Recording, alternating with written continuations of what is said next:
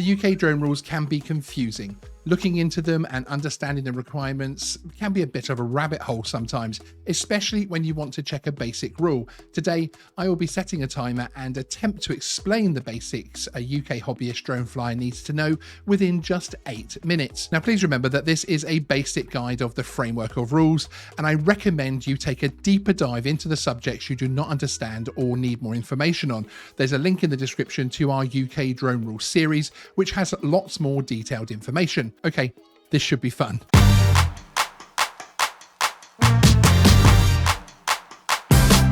Hey everyone, my name is Sean and welcome to Geeksvana. Here we bring you content related to drones and tech. This could be drone rule updates, tech releases, and news updates, or some regular live streams. For more, hit the subscribe button. Today, we're covering the UK drone rules introduced by the UK CAA in January 2021. One document I would recommend you take a look at and read is CAP 722, which explains in more detail much more about the rules for drones in the UK. This video will be split into chapters, so you can hop about the timeline and come back to this video for specific information in the future.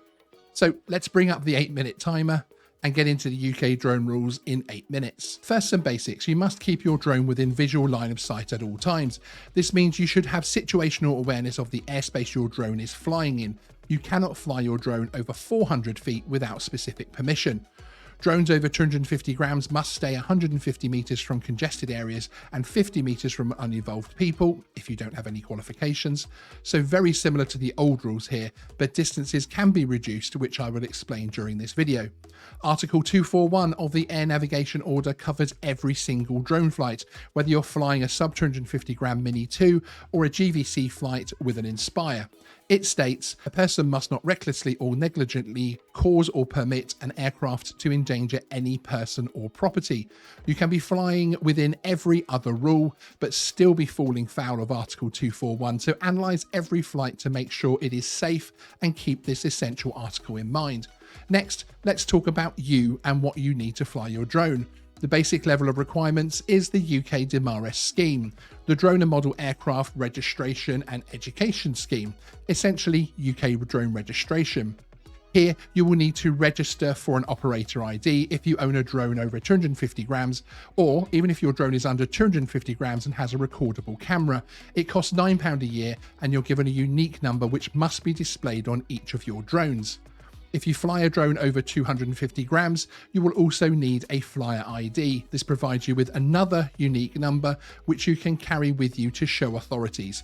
This is free and lasts for 5 years. To get one, you need to pass a multiple choice questionnaire. There are 40 questions and the pass mark is 30. The answers are actually all contained within the drone registration website. It isn't supposed to be taxing on the brain, but more an acknowledgement that you are aware of the basic UK drone rules. This then allows you to fly your over 250 gram drone in the open Air 3 category airspace, which means far from people, keeping away from residential, industrial areas, etc. There is a couple of certificates you can gain under the new rules which allow you to fly in congested areas and closer to uninvolved people, both of which will cost you money. The A2 CofC will allow you to fly your drones up to 4 kilograms in congested areas once the C label drones are released, and you'll be able to get within just 5 meters of uninvolved people with the drone in slow mode. There are currently no C-label drones on the market at the time of recording this, so in the meantime the A2 CofC holders can fly their drones weighing up to 2 kilograms in congested areas, but you need to keep 50 meters away from uninvolved people, horizontally, and no overflight of them whatsoever. These older drones referred to as legacy drones will then move to the A3 far from people airspace at the end of 2022.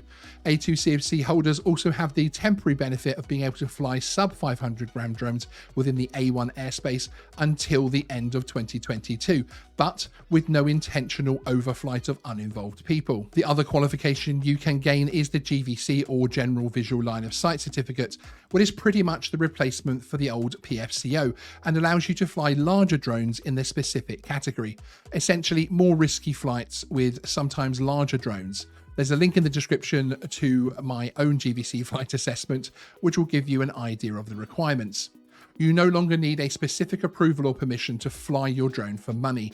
This means you can take up work with any drone, even your Mini 2, without taking further training, although do remember that the UK CAA state that all flights must be appropriately insured. This means you will require a solid policy as a GVC operator, but hobbyists can fly their drones recreationally without any insurance, although I personally recommend taking some. Now, there is another airspace category which is worth talking about specifically, the A1 airspace, known as flights over people. This will again be enjoyed by the appropriate C-labeled drones once they are released, which will be essentially small or toy drones where the risk of injury, etc. is deemed to be very, very low. Now we're going to talk about some exciting exceptions made by the UK CAA. Although please remember that these refer only to where you can fly the drone in terms of congested areas and separation to people, your flights still need to be safe and in permissible airspace. Any drone sub 250 grams can be flown in the A1 airspace indefinitely. That means that drones like the DJI Mini 2 can be flown in congested areas and over uninvolved people. All you need to do is register for an operator ID if required and read the manual. But please remember to factor in all the other rules and good old Article 241 mentioned at the start. This is a policy of the UK CAA and can be changed, so let us fly safe and keep this exciting ability alive for the hobby for many years to come. Whilst talking about awesome exceptions, we should mention the fantastic Article 16 authorisation issued by the CAA. This was hard fought and gained by people like Simon Dale of FPV UK and the BMFA. This authorisation allows members of specific organisations to fly in areas used mainly for leisure and recreation, like parks and beaches, even if they're in congested areas. This is already exciting, but add to this the ability to fly within 30 meters of people for separation of uninvolved people, and it's also a bubble rather than the horizontal limits of things like the A2 CofC. However, you cannot fly outside the bounds of the park, and the flight must be recreational only. With mitigating actions, you can take off and land within 15 meters of uninvolved people. So this really helps the hobby park flyer, especially the FPV community. We have videos explaining more on the Article 16 authorization, so check the description for links. One reason I can see as to why you would need to be a member of one of the organisations to use the Article 16 is the public liability insurance which comes with each membership, and as well as the guidance and help the clubs give their members. Airspace is next, and you should always ensure your flight is in permissible airspace. Just the fact that your Mini 2 is sub 250 grams and you can fly in a congested area isn't enough alone. You should check the airspace with excellent apps like Drone Assist from Altitude Angel to check for flight restriction zones around areas like airports and certain areas, also known as NOTAMs or Notice to Airmen, which tell you about temporary flight restrictions in your area. It is vital you check each time you fly, as things might have changed.